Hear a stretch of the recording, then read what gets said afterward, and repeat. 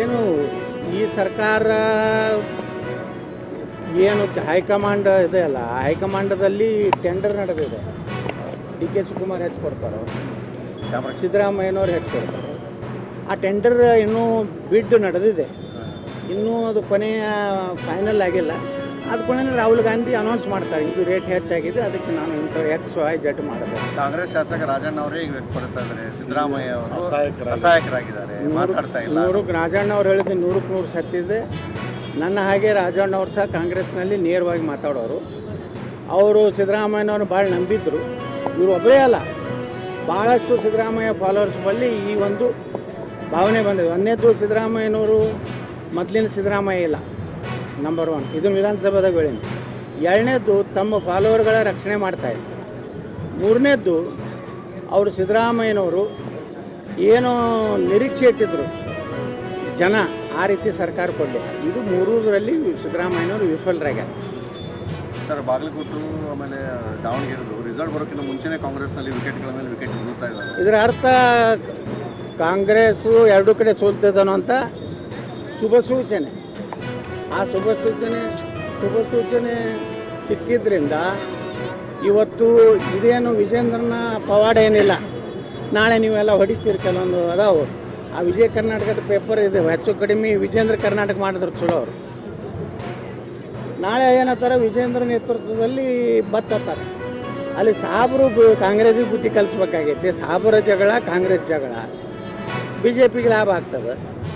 ಇಲ್ಲಿ ಬಾಗಲಕೋಟೆನಾಗಂದ್ರೂ ಗುರ್ತೈತಿ, ಅವ್ರು ಅಟ್ಟೆಟ್ಟು ಮಹಾನ್ ನಾಯಕರು ಬಂದರು, 8 ಜನ ಸೇರಿದ್ರು, ವಾತಾವರಣ ಹೆಂಗಿತ್ತು ಎಲ್ಲನೂ ಗೊತ್ತದ. ಅದಕ್ಕೆ ಕ್ರೆಡಿಟ್ ನೀವು ನಾಳೆ ಇವೆರಡು ಕ್ರೆಡಿಟ್ ಅವ್ರು ಕೊಡ್ಲಾಕತ್ತೇಳಿ ಸಾಯಂಕಾಲ ಎಲ್ಲ ಚಾನಲ್ದವ್ರು ಒಂದೊಂದು ತಾಸು ವಿಜೇಂದ್ರ ಇಲ್ಲದೆ BJP ನಾಶ ಆಗುತ್ತೆ ಅಂತ ಹೊಡಿಬಾರ್ದು. ಈಗ ಅದೇನೇ ಬಂದರೂ ಹಿಂದುತ್ವ ಸೊಲಾಗಿ ಬರ್ಲಾಕತ್ತದ. BJP ನಾಯಕತ್ವದಿಂದಿಲ್ಲ. BJP ನಾಯಕತ್ವ ರಾಜ್ಯದಲ್ಲಿ ಸಂಪೂರ್ಣ ವಿಫಲ ಆಗಿದೆ. ಈಗ ಮಹಿಳಾ ಮಸೂದೆಯನ್ನು ವಿರೋಧ ಮಾಡಿದ್ರು ನೋಡ್ರಿ, ಮಹಿಳೆಯರ ವಿರೋಧಿಗಳದಾರ ಅನ್ನೋದು ಇಡೀ ಜಗತ್ತಿಗೆ ಗೊತ್ತಾಗಿದೆ. ಕಾಂಗ್ರೆಸ್ ಅಂದರೆ ಮಹಿಳಾ ವಿರೋಧಿ. ಇದು ನಾವಿದ್ದಾಗನೇ ಅಟಲ್ ಬಿಹಾರಿ ವಾಜಪೇಯಿ ಅವರು ತರಬೇಕು ಮಹಿಳಾ ಮೀಸಲಾತಿ ಅಂದಾಗೂ ಸಹ ಕಾಂಗ್ರೆಸ್ಸು, ಮುಲಾಯಂ ಸಿಂಗ್ ಯಾದವ್, ಲಾಲು ಪ್ರಸಾದ್ ಯಾದವ್ ಎಲ್ಲರೂ ವಿರೋಧ ಮಾಡಿದ್ರು. ಸುಮ್ಮನೆ ಏನಾರು ಒಂದು ನೆಪ ತೆಗೆದು ನೋಡ್ರಿ. ಈಗ 850 ಸೀಟ್ ಆಗಿದ್ದರೆ 33%, ಸುಮಾರು 260-70 ಜನ ಮಹಿಳೆಯರು ಹೋಗ್ತಿದ್ರು. ಇವತ್ತು ಬಸವಣ್ಣವರು ಸಮಾನತೆಯನ್ನು ಸಾರಿದಂಥವ್ರು. ಇವತ್ತೇನಾದರೂ ದೇಶದಲ್ಲಿ ಮಹಿಳೆಯರಿಗೆ ಮೋಸ ಮಾಡಿದಂಥವ್ರು ಯಾರಪ್ಪ ಅಂದರೆ ಕಾಂಗ್ರೆಸ್ಸು, ರಾಹುಲ್ ಗಾಂಧಿ, ವಿದೇಶಿ ಇಟ್ಲಿ ಹೆಣ್ಮಗಳಾದಂಥ ಸೋನಿಯಾ ಗಾಂಧಿ. ಈ ಹೆಣ್ಮಗಳಿಂದ ಈಗೇನು ನೈತಿಕತೆ ಇದೆ ಕಾಂಗ್ರೆಸ್ ಮಹಿಳಾ ಘಟಕಗಳಿಗೆ? ಮಹಿಳಾ ಲೀಡ್ರುಗಳು ಏನಾದಾರ ಕಾಂಗ್ರೆಸ್ನಾಗ ಏನು ನಾಚಿಕೆ ಇದೆ ಅವ್ರಿಗೆ?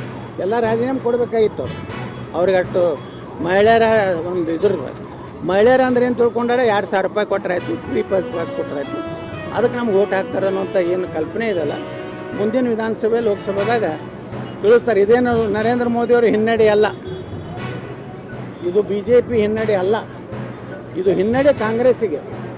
ನರೇಂದ್ರ ಮೋದಿಯವರು ಕಾಂಗ್ರೆಸ್ಸಿನ ಬಣ್ಣ ಇವತ್ತು ಬಯಲು ಮಾಡಿದ್ದಾರೆ.